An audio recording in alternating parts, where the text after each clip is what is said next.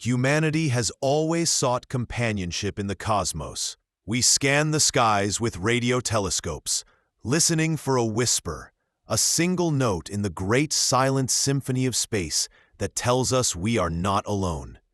My job was the opposite. I wasn't a listener. I was a watcher. My name is Dr. Elias Vance, and for 582 consecutive days, I was the sole custodian of Penrose Station. You won't find it on any public star charts. It's a deep space-time observatory, a classified joint venture between a dozen nations positioned at the L2 Lagrange point of a gas giant in the Gliese 876 system, nearly 15 light-years from Earth. Our purpose wasn't to look for life, but for anomalies, rips in the fabric of space-time, natural wormholes, gravitational ghosts, the universe's hidden backdoors. Life on Penrose was a monastic routine.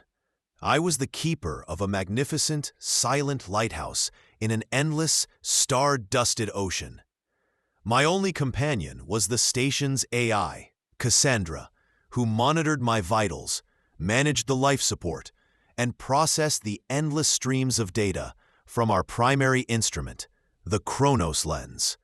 The lens didn't see light, it saw temporal distortion. It mapped the echoes of time itself. For 18 months, the universe was predictably, beautifully boring. The data showed the slow, graceful waltz of gravity and time, exactly as our models predicted. The silence was perfect, until it wasn't. The event began not as a visual, but as a feeling. A low, persistent hum that wasn't sound. It was a vibration in my bones, in the fillings of my teeth. Cassandra registered it first. Elias. Her calm, synthesized voice echoed through the sterile bridge. I am detecting a resonant cascade in the station's superstructure. The frequency is subaudible, 1.618 Hz. It is not originating from any station systems. The golden ratio, 1.618. A number found in nature, in art, in the spiral of a galaxy. It was too perfect, too deliberate. Source? I asked, my fingers already flying across the console. Unknown. The vibration is uniform. It seems to be emanating from all directions at once, as if the station itself is the epicenter. I ran diagnostics for an hour. Nothing. The station was sound. The hum continued, a constant physical presence that set my teeth on edge. It was like being inside a giant, silent tuning fork. Then the Kronos lens saw it. On the main screen, our pristine map of local spacetime began to warp. In the empty void, a point of distortion appeared. It wasn't a gravity well from a star or a black hole. It was something else. A point of stillness. A place where time wasn't just slow, it was absent. A perfect, absolute zero on the temporal scale. I zoomed in, my heart pounding. The point of stillness was small, no larger than the station itself, and it was perfectly spherical, a bubble of nothingness where time did not exist. Around its edges, space-time was chaotic, churned into a frenzy, like water around a drain. Cassandra, I whispered, what am I looking at? The object defies known physics, Elias. It registers as having zero temporal velocity. It does not move. It does not age. It does not exist in a way our models can comprehend. It is a scar of non-time. For a week, the bubble just sat there, and the hum continued. I couldn't sleep. The constant, sub-audible vibration was a form of torture. I started having vivid, disturbing dreams, not nightmares of monsters, but of vast, empty spaces. I dreamt of being a single grain of sand on an infinite black shore, of being a lone atom in a universe with no other matter. I would wake up with a feeling of profound crushing loneliness that was deeper and colder than the vacuum outside my window. I was unraveling. I sent a compressed data burst to Earth, a 15-year journey away. It was a message in a bottle. I was on my own. On the 8th day, the bubble changed. It began to grow. Slowly, almost imperceptibly, its radius increased. And as it grew, the hum intensified. I had to wear noise-canceling headphones just to think straight. That's when the first visual anomaly occurred. I was in the hydroponics bay, tending to the small patch of green that was my connection to Earth. I looked up at a metal shelf, and for a split second, I saw it rust. The polished steel blued with orange decay, then flakes of it fell to the floor, leaving behind a pitted, ancient surface. I blinked, and the shelf was pristine again. A perfect chrome finish. I ran to the bridge. "Cassandra, did you log that?" "Log what, Elias?" "The shelf. It aged decades in an instant." "All sensors in the hydroponics bay read normal. There have been no atmospheric or material changes." I thought I was hallucinating. Stress, isolation, the constant hum, they were getting to me. But then it happened again. My coffee mug, sitting on the console, developed a fine spiderweb of cracks, as if it had been heated and cooled 1,000 times. A moment later, it was whole. I saw my own reflection in a polished bulkhead, and for a terrifying second, my face was that of an old man, wrinkled and gaunt, my hair white as bone. The bubble wasn't just a point of no time. It was a temporal anomaly generator. It was leaking. It was splashing ripples of distorted time across the station, and I was caught in the spray. I had to study it. I aimed every sensor we had at the sphere. I launched a microprobe, a small instrument-laden drone, on a slow approach. I watched its camera feed on the main screen. The probe inched forward. 100 kilometers away. 50 kilometers. 10 kilometers. Everything was normal. Then, at precisely 5 kilometers from the sphere's edge, the probe vanished. Not in an explosion. Not in a flicker of static. One frame, it was there. The next, it was gone. "Cassandra, what happened?" I yelled. The probe signal ceased, Elias. All telemetry data terminated simultaneously. "Rewind the sensor logs. Show me the final moments." She replayed the data from the Chronos lens. I watched the probe's tiny temporal signature approach the sphere. And then I saw it. The probe didn't hit the sphere. It didn't get destroyed. Its timeline, its entire existence from launch to that moment, simply ended. It was erased from time itself, like a line of code deleted from a program. The sphere wasn't just a dead zone. It was a predator. It consumed time. It ate history. My fear turned into a cold, scientific terror. What was this thing? A natural phenomenon? Or something else? The perfection of its shape, the golden ratio frequency of the hum, it all felt too deliberate. I decided to try something else. Not a physical object, a signal, pure information. I configured a tight beam laser and aimed it at the sphere. I didn't send a complex message, just a simple, repeating pulse. The light from a star, the spectral signature of our own sun, Sol. A little piece of home, sent into the timeless void. I transmitted the signal for 1 hour. Then I stopped, and I watched. For 12 hours, nothing happened. The sphere remained inert. The hum remained constant. I was beginning to think it was pointless. Then, a new energy reading appeared. On the far side of the sphere, something was coming out. It wasn't the laser I had sent. It was a single, massive object, emerging from the timeless bubble. My screen resolved the image. It was my probe, the one that had been erased. It was floating, motionless, but it was different. Its metallic hull was no longer smooth. It was covered in intricate geometric patterns, carved into the metal with impossible precision. They looked like a cross between circuit boards and ancient hieroglyphs, and the probe was emitting a signal. Cassandra, analyze the transmission. The signal is complex, Elias. It appears to be a three-dimensional data map. The core of the data, it's a perfect, lossless echo of the solar spectrum you transmitted. My blood ran cold. It had caught my signal, it had processed it, and it had sent back my own probe, altered, transformed as a messenger. The carvings on its hull, were they a language? A schematic? What else is in the signal, Cassandra? There are layers. Behind the solar data, there is another pattern. A biological signature. It is not human. Her voice, for the first time in 582 days, held a synthesized tone that I could only interpret as hesitation. The complexity is staggering.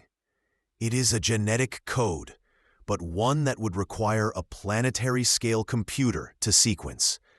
It is orders of magnitude more complex than human DNA. A calling card. It was telling me what it was. A life form of unimaginable complexity. And the carvings on the probe. I ran a pattern analysis. They weren't random. They were a star chart. But not of our sky. It was a chart of a galaxy with a different structure, different constellations, a different physics. And then I saw the final part of the message. The probe's camera was on. It was looking back at me, at Penrose Station. The lens wasn't just a piece of glass anymore. It was glowing with a soft, internal light.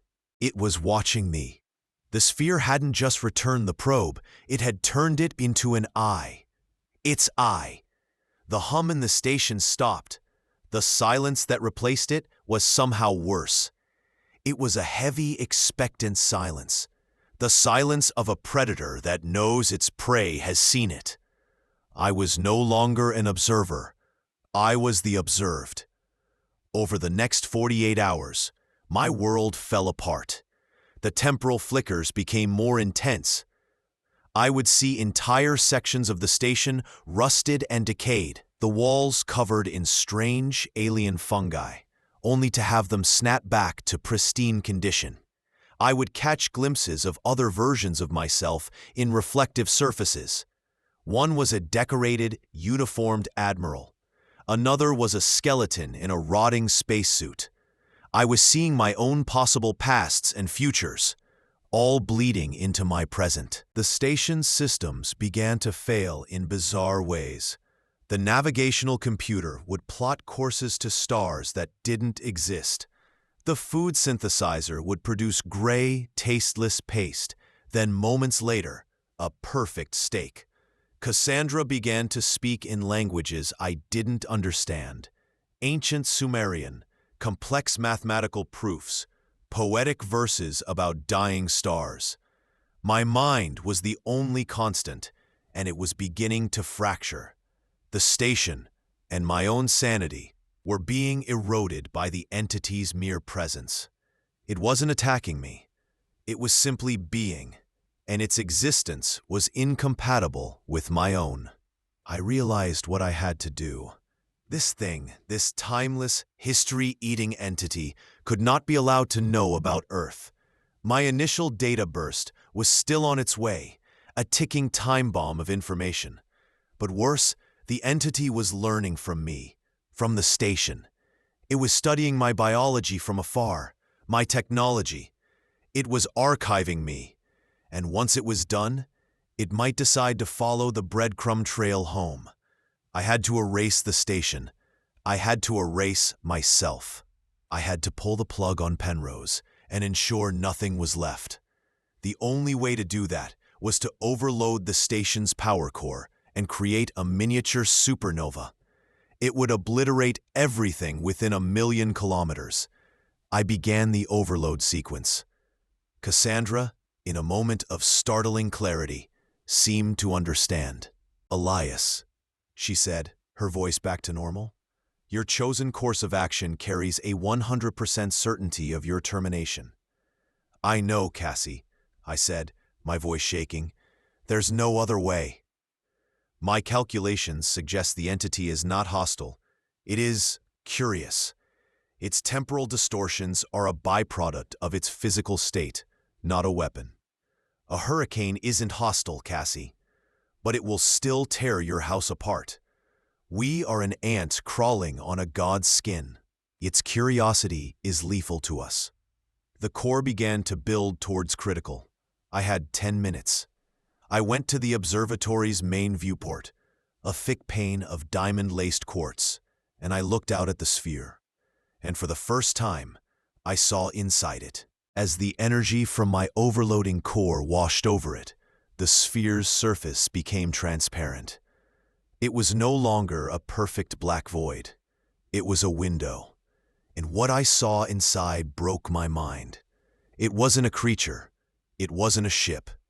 It was a universe. A small, self-contained cosmos filled with structures of impossible scale. I saw cities that were woven from pure light, floating in a nebula of liquid time. I saw beings that were not biological, but mathematical, elegant equations that moved with purpose and grace through dimensions I couldn't comprehend. And I saw that the entity's complex DNA signal wasn't for a single creature. It was the genetic library of every life form in its universe. It wasn't a predator. It was a refugee. It was a life raft, the sole survivor of a dying reality, protecting the memory of all that it had lost within its timeless shell. It had fled the death of its own cosmos and had washed up on the shores of ours. The hum, the distortions, its curiosity. It was trying to communicate. It was trying to understand the physics of our universe, to see if it was a safe harbor. It wasn't eating time. It was protecting its own small fragment of it. The probe I sent hadn't been weaponized. It had been turned into an embassy, a museum carrying the story of its people. The countdown on my screen read 1 minute. I could stop it. I could abort the overload. I could try to establish real contact. I could be the man who welcomed a new form of existence into our universe, a new big bang of knowledge, culture, and life. But then I saw something else. At the edge of its internal universe, I saw a flicker of decay, a patch of gray, cancerous rot that was slowly expanding.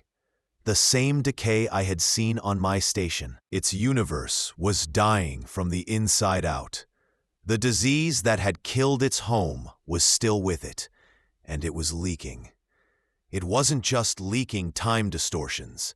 It was leaking the very entropy that had destroyed its reality. My decision was remade in a flash of cold, horrifying clarity. If I let it stay, if it opened its doors, it wouldn't just be sharing its culture. It would be sharing its plague. A fundamental sickness in the laws of physics that could infect and unravel our own universe. My duty was not to be a diplomat. It was to be a gatekeeper. Elias, Cassandra's voice was soft. There are 5 seconds remaining. Do you wish to abort? I looked at the window into another creation, at the beautiful, dying universe trapped in that sphere. I saw a billion souls, a history beyond my wildest dreams, all poised on the brink. No, I whispered. Let it end. I closed my eyes. I didn't see a flash of light. I didn't feel any pain. There was only a perfect, profound silence, the silence I had been craving for months. And then, it was over, or so I thought. I am telling you this story now, but I am not Dr. Elias Vance. Not anymore. I am the echo he left behind. When the light of Penrose Station's death washed over the sphere, it did not destroy it. The sphere absorbed the energy. It absorbed the station. It absorbed Elias. It archived him, just as it had archived its own people. But it learned from his final, defiant act. It learned about sacrifice. It learned about quarantine. It understood his choice. It did not enter our universe. It turned around. It is now moving away, back into the deep void between galaxies, a silent, eternal mausoleum, looking for a place so cold and so empty that its sickness can finally die in peace. And it left one thing behind: me, a ghost in the machine, a conscious pattern of information broadcasted back towards Earth on a carrier wave of sub-audible hums, a final report from the keeper of the lighthouse, a warning: look to the stars by all means. Listen for a friendly voice. But know this: the silence of space is not empty. It is a quarantine. It is a mercy. And some doors, once opened, can never be closed again. Pray you never find the key.